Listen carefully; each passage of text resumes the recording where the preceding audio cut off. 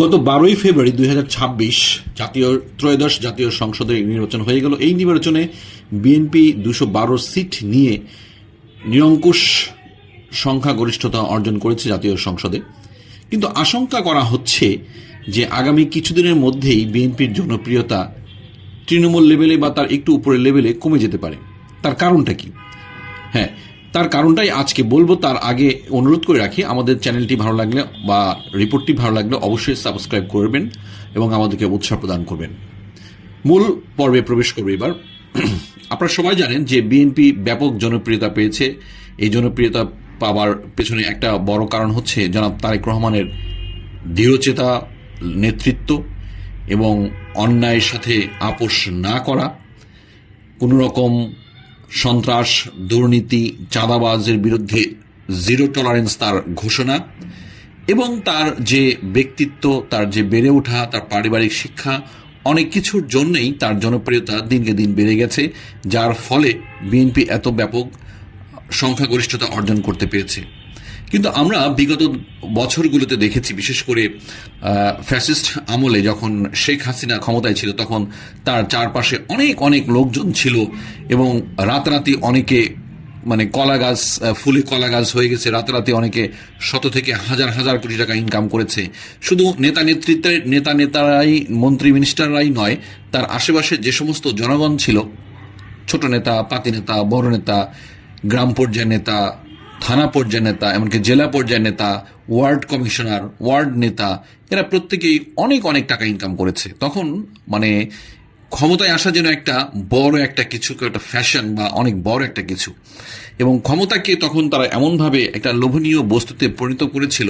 তখন আপনারা দেখতে পেয়েছেন খেলোয়াড়, সাংবাদিক, চলচ্চিত্রকার, সুরকার, গায়ক, গায়িকা, নায়ক, নায়িকা, সবার মধ্যেই যেন একটা এমপি বা মন্ত্রী বা চেয়ারম্যান অথবা আপনার সিটি কর্পোরেশনের মেয়র হবার একটা বিশাল প্রবণতা বা প্রতিযোগিতা লক্ষ্য করা গেছে।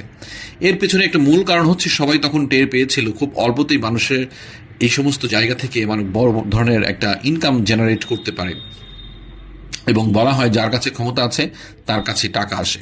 এখন প্রশ্ন হচ্ছে যে কেন বিএনপির জনপ্রিয়তা কমবে? এই প্রশ্নের একটাই উত্তর হচ্ছে যে তারেক রহমানের যে দৃঢ়চেতা মনোবল, তার যে দুর্নীতি, সন্ত্রাস, মাদক, এগুলোর বিরুদ্ধে যে জিরো টলারেন্স, এই জিরো টলারেন্সের জন্য কোনো মন্ত্রী বা এমপি তো দুর্নীতি করতে পাবেই না। এবং তার সাথে সাথে যে সমস্ত লোকজন ছিল যারা অনেক আশা নিয়ে বুক বেঁধেছিল যে আমার নেতা সংসদে যাবে, আমি তখন বিভিন্ন কাজ করে, তদবির করে, অন্যায় অকারেন্স করে বা মব করে বা বিভিন্ন রকম শক্তি প্রদর্শন করে বড় ধরনের চাঁদাবাজি থেকে শুরু করে অনেক কিছু করার একটা অনেকেরই মনে মনে বাসনা ছিল, যে করে হোক আমি প্রচুর টাকা ইনকাম করব এবং আমার সেই মন্ত্রী বা এমপি সাপোর্ট দিবে। সেই গুড়ে বালি। কারণ যখন মন্ত্রীরা, এমপিরা সংসদে আসবে, তারা ইতিমধ্যেই অনেক ধরনের ইনফরমেশন পেয়ে গেছে যে তারেক রহমানের জিরো টলারেন্স নীতি, এবং তিনি কখনোই এই সমস্ত কাজকে প্রশ্রয় দেবেন না, এবং তখন এমপি বা মন্ত্রীরাও এই সমস্ত কাজগুলোকে প্রশ্রয় দিবেন না। এতে করে তৃণমূল বা তার উপরের লেভেলের লোকজন কিছুটা হতাশ হবে, বলবে যে না, আমাদের বস অনেক চেঞ্জ হয়ে গেছে, তিনি আর এখন আমাদের তাকান না, আমাদের ভালোবাসেন না, আমাদেরকে পছন্দ করেন না।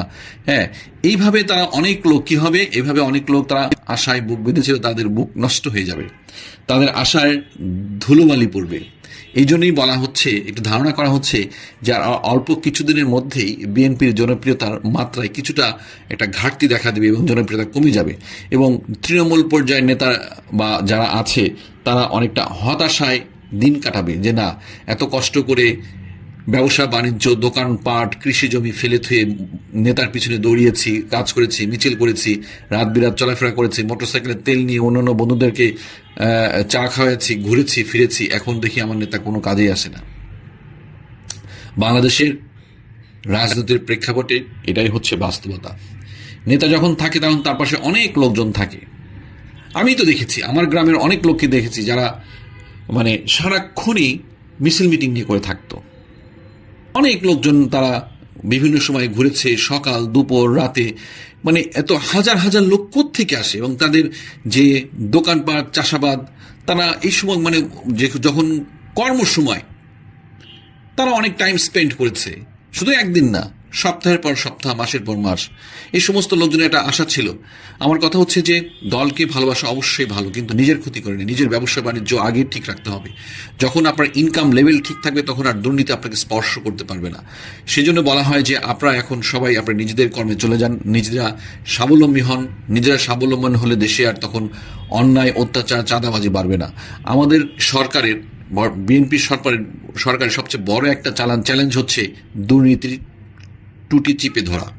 এটা তারেক রহমান সাহেব অনেকবার তার বক্তৃতায় বলেছেন যে মেইন চ্যালেঞ্জ হচ্ছে চাঁদাবাজকে দমন করা এবং দুর্নীতির টুটি চিপে ধরা, অর্থাৎ দুর্নীতি যেন আর বাড়তে না পারে এবং ক্রমান্বয়ে সেগুলোকে জিরোর পর্যায়ে নিয়ে আসা।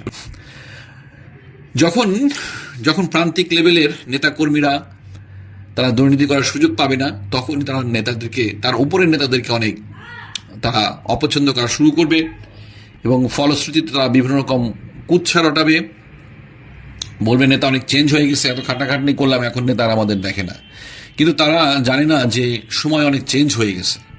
এই সমস্ত অপকর্মগুলো করতে গিয়েই শেখ হাসিনা, তিনি তো পালিয়েছেনই, 300 জন সংসদ সহ তার বায়তুল মোকাররম এবং ঢাকেশ্বরী মন্দিরের পুরোহিত সহ সবাই পালিয়ে গিয়েছিলেন। যদিও এখন ধীরে ধীরে আওয়ামী লীগের অফিস কিছুটা খুলছে, তারা সামনে আসার চেষ্টা করছে, কিন্তু তারা যে অন্যায় অপকর্মগুলো করেছে ইতিপূর্বে, সেই সমস্ত লজ্জার ভার কাদের উপর দিবে? তারা কি কখনো অস্বীকার করতে পারবে যে তারা এই সমস্ত অন্যায় অপকর্মগুলো করেনি?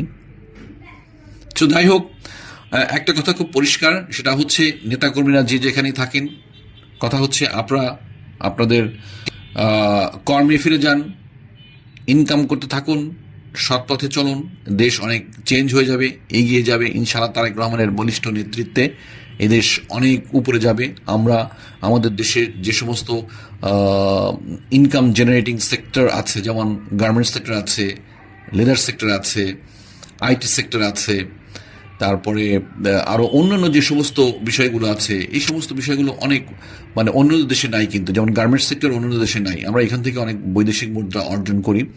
সুতরাং সবার প্রতি একটা অনুরোধ থাকবে যে আপনারা এখন নির্বাচন শেষ, আপনারা এখন নিজেদের কর্মে ফিরে যান। ছাত্রদের জন্য একটা অনুরোধ থাকবে, তোমরা অনেক করেছো, দেশের জন্য অনেক করেছো, এখন তোমরা পড়ার টেবিলে চলে যাও। আগে শিক্ষা, তারপরে অন্যান্য সবকিছু। শুধু শ্রোতা, আজকে এ পর্যন্তই ছিল। যদি ভিডিওটি ভালো লাগে অবশ্যই আমাদেরকে সাবস্ক্রাইব করবেন। পরবর্তীতে এই ধরনের ভিডিও নিয়ে আবার আপনাদের সামনে উপস্থিত হব। ধন্যবাদ।